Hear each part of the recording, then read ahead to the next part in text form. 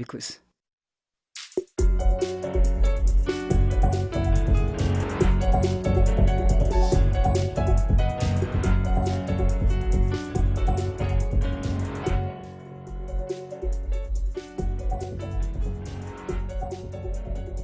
Olá!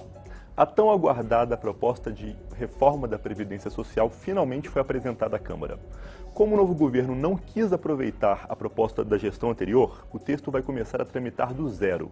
E segundo o jornal Folha de São Paulo, a própria equipe do ministro da Economia, Paulo Guedes, reconhece que hoje a reforma teria o apoio de algo entre 180 e 200 deputados, enquanto seriam necessários 308 para aprovar a proposta.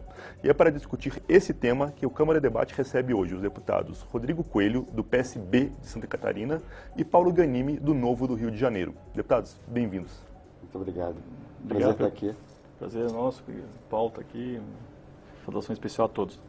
Deputado Rodrigo Coelho, qual é a sua primeira impressão sobre essa proposta de reforma à Previdência que chegou aqui? Sou a favor da reforma da Previdência, sim. Mas qual a reforma? Essa é a grande questão. Eu defendo uma reforma que seja ampla, geral e restrita, para usar um termo antigo, né? Ou seja, que atinja todas as categorias, para que cada um dê a sua parcela de contribuição, para que assim fique menor, né, o peso sobre algumas categorias. Então, por exemplo, o meu questionamento é que não veio, por enquanto, ainda a reforma dos militares. Eu acho que deveria vir junto com a reforma da Previdência, essa que foi encaminhada, a PEC número 6, porque ficaria muito mais tranquilo, no convencimento, inclusive, da base aliada com outros deputados, né? E a reforma dos militares é algo mais simples, porque é um simples projeto de lei. A questão dos militares não está na Constituição. E isso inclui só duas questões, que é aumentar o tempo de contribuição, que a princípio estaria até pacífico, de 30 para 35 anos, e aumentar um pouco a contribuição mensal, de 7,5% para em torno de 11%. Isso seria algo mais tranquilo para convencer, né? Houve avanço, como extinguir daqui para frente a aposentadoria especial dos parlamentares, né? Combate forte à sonegação, bem como outras questões dos devedores contumazes, vamos dizer assim, que o termo usado pela Previdência, né?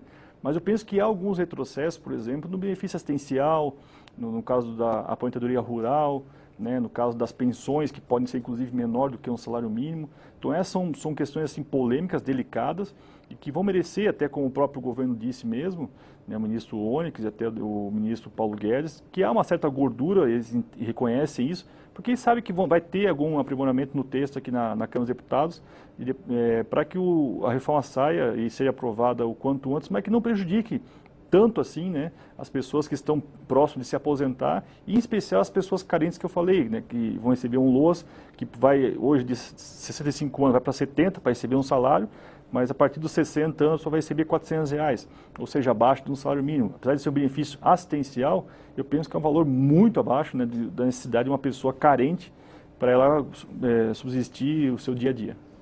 Deputado Paulo Ganimi, qual a sua primeira opinião sobre o que você já viu da reforma, senhor? Olha, eu acho que a reforma é fundamental. Eu acho que é o grande tema hoje para o Brasil. Se a gente quer que o desenvolvimento do Brasil volte a acontecer, sem essa reforma a gente não consegue isso. Então, é positivo a gente ter isso logo no início, né, logo nas primeiras semanas dessa legislatura. Achei a reforma muito boa, melhor, inclusive, que a reforma que estava sendo proposta pelo Temer na época.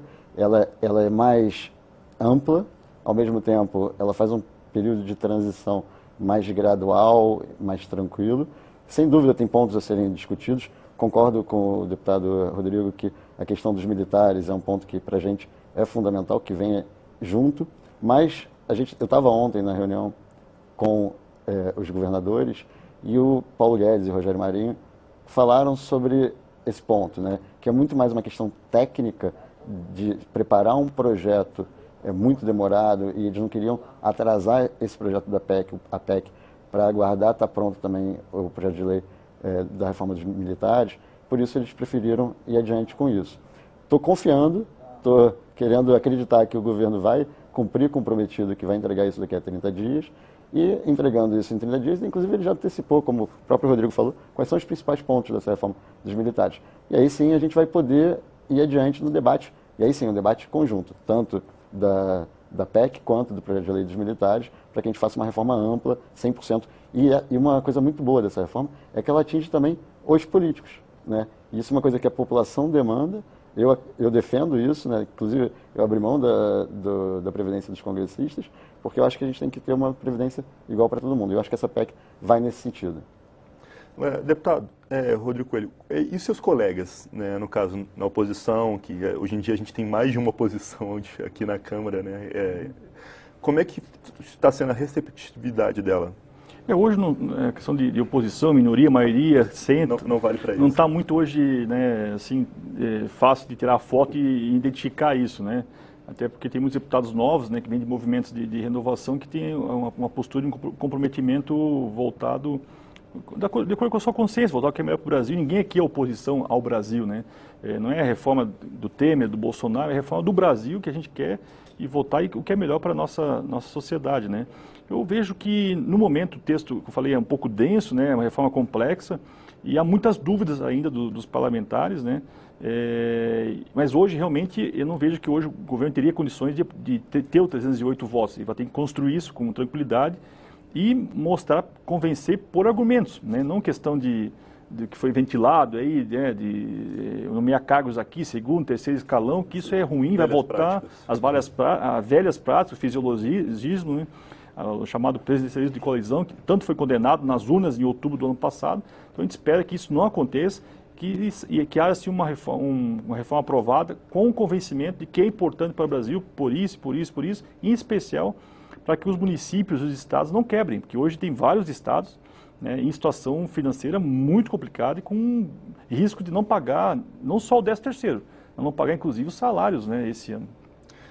Deputado Paulo Ghanimi, e como é que o senhor sentiu até o momento a receptividade? Como eu falei na abertura, né, a maior parte dos deputados a princípio não votaria hoje, a gente tem presença de corporações, né, na Câmara, não só na oposição, mas no próprio partido do governo. Como é que o senhor está sentindo? Olha, eu acho que a maioria quer aprovar uma reforma, talvez não a reforma que foi apresentada. Eu vejo alguns partidos que trazem discussões temáticas, né, seja de oposição, seja de governo. A gente mesmo do Novo, a gente tem algumas visões que não são exatamente aquela, por exemplo, a questão da idade mínima. A gente acha que tem que ter uma idade mínima, mas a gente defende que seja igual para homens e mulheres. Mas a reforma já está no sentido positivo, já está diminuindo, né, a diferença entre homens e mulheres para 3 anos. Então isso é positivo. Mas a gente provavelmente vai apresentar sim uma emenda para que seja igual para todos. Mas a gente não vai obstruir a passagem da PEC, porque não vai atender a nossa solicitação de ser igual para ambos. Então, quando a oposição traz debates positivos para pontos, né, como o próprio Rodrigo falou, a questão do LOA, né, do benefício do BPC, será que a gente pode rever isso? Eu acho que isso é um debate bom, né? Eu acho que não tem uma definição fechada. Agora, quando o debate é simplesmente para barrar, por ponto de vista puramente ideológico, político, oposição por ser oposição, aí a gente não vai no caminho de construir algo para o Brasil. E é isso que me incomoda e a gente vê em alguns partidos e alguns políticos esses posicionamentos. Ser oposição por ser oposição, independente se é bom para o Brasil ou não. Isso que eu acho que a gente tem que evitar. Deputado Rodrigo Coelho, já que o deputado Paulo Ghanimi falou da questão da paridade ou não entre homens e mulheres, né? A gente tem um advogado, André Fittipaldi, falou que essa questão da paridade ou não, ela pode ser objeto de judicialização posteriormente. Qual seria a opinião do senhor quanto a isso? Minha formação também, sou advogado na área previdenciária, né, há 20 anos, e a gente atuou em vários processos de pessoas que buscam o seu benefício, porque o INSS hoje é o maior réu em ações do Brasil, por negar realmente, né, e inclusive cortar benefícios de pessoas que estão há algum tempo aposentadas por invalidez ou mesmo tempo insalubre, ou tempo de lavoura, que é um caso muito típico lá da nossa região, por exemplo, Santa Catarina, né. Por que essa questão da judicialização? Porque hoje vários dos direitos que estão previstos para a pessoa se aposentar estão na Constituição. E com a reforma eles vão virar uma lei complementar. Tanto que há um artigo expresso da PEC para até o próprio regime de capitalização, né, virar uma lei complementar depois para dar mais detalhes de como será esse regime, que não vai atingir os atuais, só os novos, né, mas que vai ter alguns detalhes específicos que vai mudar completamente a forma de financiamento hoje da Previdência. Porque hoje é repartição. O que é? Os atuais, né, pagam para quem está aposentado. Agora não, vai ser uma conta individual específica para cada um. Então, são algumas questões que estão sendo levantadas. Eu acho que é bom a gente ouvir os especialistas na área, ouvir cada pessoa que tenha dado a sua contribuição, mas sem levar para o lado ideológico. Eu sou contra porque veio do governo. Não, acho que não é por aí. Né? A gente foi eleito para estar junto no mesmo barco, vamos dizer assim, em prol do Brasil para beneficiar, né, as pessoas. Acho que algumas injustiças que eu vejo que é possível a gente corrigir, acho que vamos corrigir para não ainda aprofundar, né, ainda mais as pessoas que precisam, né, da Previdência por diversos motivos.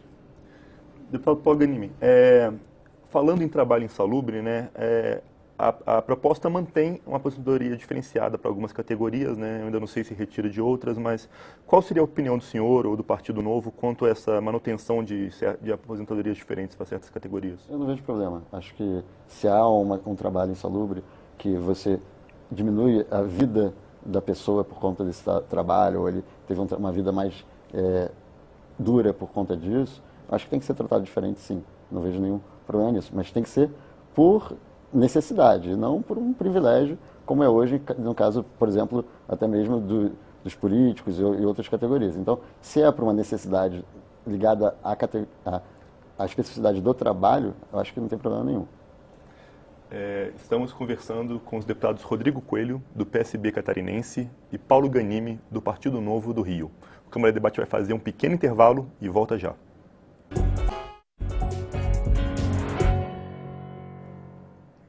O Câmara de Debate está de volta. Hoje a gente recebe os deputados Rodrigo Coelho, do PSB catarinense, e Paulo Ganimi, do Novo do Rio de Janeiro, para discutir as primeiras impressões sobre a reforma da Previdência.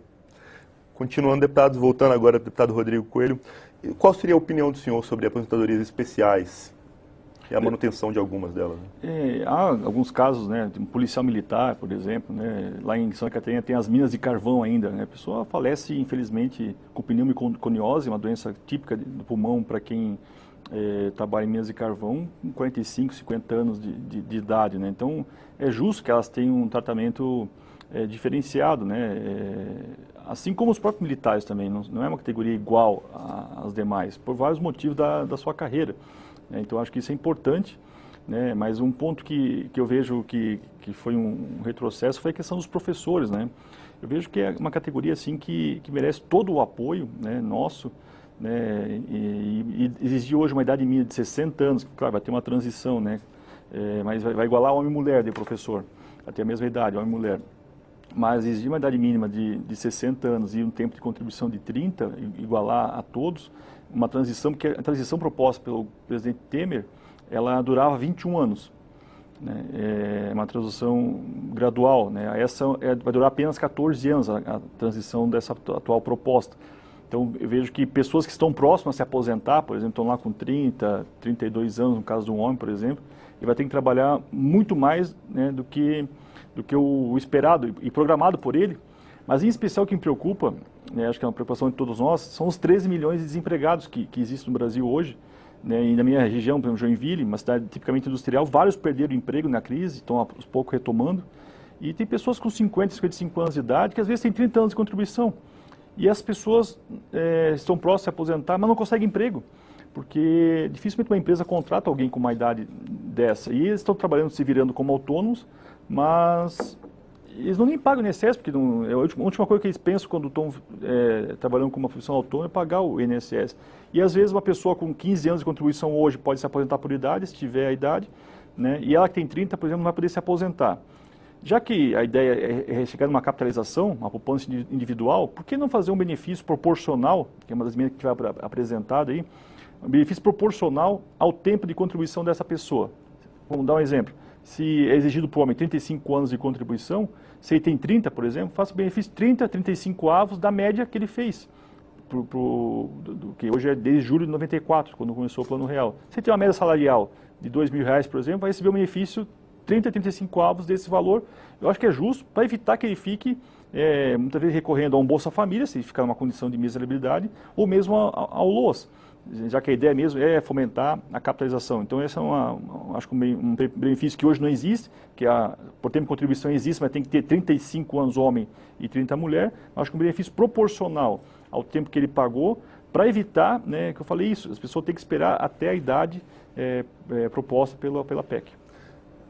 Eu discordo um pouco, eu acho que talvez seja um ponto A questão dos professores. Minha mãe é professora aposentada, ela está hoje com 70 anos, e a gente está pensando que todo mundo tem que contribuir com essa previdência. Então, os professores também têm que contribuir. Eles já estão com uma condição especial, né, até por causa da profissão, da característica da profissão. Realmente é uma profissão que exige bastante, né, ficar em pé, trabalhando com... Hoje em dia não tanto com giz como antigamente era, mas realmente é uma profissão diferenciada, como você mesmo falou, dos militares, das forças auxiliares também. Então, não vejo problema em tratar de forma diferenciada por conta da característica da profissão.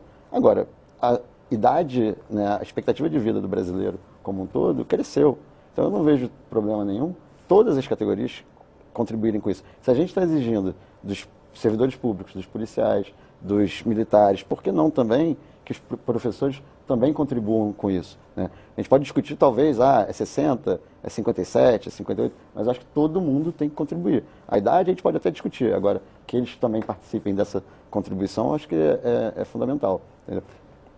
Sem dúvida, eu defendo a mesma coisa, mas tem uma característica interessante que é o seguinte: quem tem estabilidade, no caso de um servidor público, colocar uma idade mínima não é, assim, na minha opinião, tão gravoso quanto colocar uma idade mínima para quem está vulnerável ao mercado de trabalho. Eu falo isso nos casos dos empregados em Joinville, por exemplo. Tanto que a proposta da PEC, dá um exemplo de um engenheiro que trabalha, faz a mesma coisa, só que ele trabalha com carteira assinada, ou outro trabalha no concurso público. Eles fazem a mesma coisa, recebem valores diferentes e vão se aposentar com valores diferentes. Com a PEC vai ser igualado isso, que é justo, é correto, excelente. Só que a questão da idade mínima é um pouco delicado devido a essa questão que eu falei. Joinville tem, dá um exemplo, minha cidade tem 15 mil desempregados oficialmente pelo CAGED. Grande parte desses empregados são pessoas que perderam emprego nas empresas lá e que têm essa quantidade de contribuição e dificuldade de se inserir no mercado de trabalho. Então, acho que a transição que vai ser feita, acho que podia ser um pouco mais leve para evitar, né, a colocação de uma idade mínima, que eu acho que tem que ter, né? Tem até a fórmula 86-96, vai chegar a 105, 100, que é somando o ponto, que é o tempo de contribuição e a idade, mas acho que tem que ter uma diferenciação da idade na questão do servidor público e de carteira assinada devido à questão da estabilidade no emprego. Mas a PEC, ela prevê essa transição. Inclusive, quem está perto de se aposentar, tem 3 modalidades, né? E quem está perto de se aposentar pode sim continuar com o regime atual, paga um pedágio, tem que trabalhar um pouco mais, mas não tem problema. Então, assim, não vejo isso. E outro ponto que eu acho que é fundamental, acho que quando a gente fala sobre os detalhes, a gente esquece de ver o todo. A melhor coisa para ajudar essas pessoas que estão desempregadas é que a economia volte a crescer. Eles não querem ter assistência, eles não querem se aposentar de qualquer forma, eles querem poder trabalhar para conseguir uma aposentadoria digna. E uma reforma da Previdência vai ajudar a economia brasileira a voltar a aquecer, as pessoas vão acreditar e confiar no Brasil, confiar no governo, que a gente vai conseguir voltar a ter a retomada de investimento. Então, isso que vai trazer dignidade para essas pessoas, inclusive esses que estão perto da aposentadoria, eu duvido que se a economia do Brasil voltar a estar no momento em que teve recentemente, com a economia aquecida, com investimento, com tudo isso que a gente acredita que pode acontecer com a reforma da Previdência, que essas pessoas não vão conseguir emprego. E isso vai resolver o problema. Então, assim, ao invés de a gente tentar dar assistência, dar um apoio, né, fazer o governo pagar por aquilo ali, vamos dar dignidade para essas pessoas trabalharem. E com uma reforma dessa, eu acho que a gente vai conseguir isso. Perfeito. Até pegando o gancho aqui, que eu acho que o segundo passo do governo deve ser encaminhar a reforma tributária, né? Porque tão importante quanto, né, a da Previdência, assim como a política também deve ser discutida, né, várias alterações aí. Incluindo um pacto federativo. Pacto federativo, essa é a grande questão, porque é inadmissível que hoje os municípios, né, estão recebendo aí vários prefeitos, né, na semana passada e essa, com o PIS na mão, realmente com dificuldade tremenda. É admissível que fique uma quantidade de 14%, 15% do que é arrecadado, né, no município. Santa Catarina, por exemplo, é um dos estados que mais arrecada para o Brasil, é o sexta economia. Só que é a 23ª em retorno. Do que ela arrecada para a União, apenas 2,5% retorna. Isso é um negócio inadmissível. Tem estados que é 15%, 20%, mas tem estados que retornam 120%, outros 150%. Entendo que há estados que têm uma carência, uma necessidade maior de apoio do governo federal.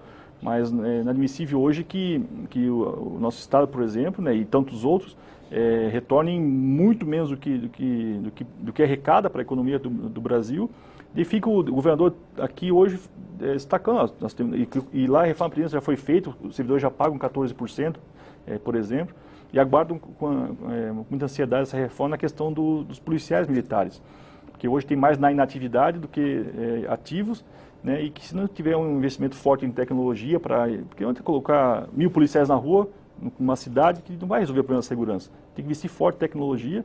Então a questão da reforma da Previdência está aqui em questões pontuais, claro, para não prejudicar algumas categorias, até para aprovar a reforma, né, o quanto antes.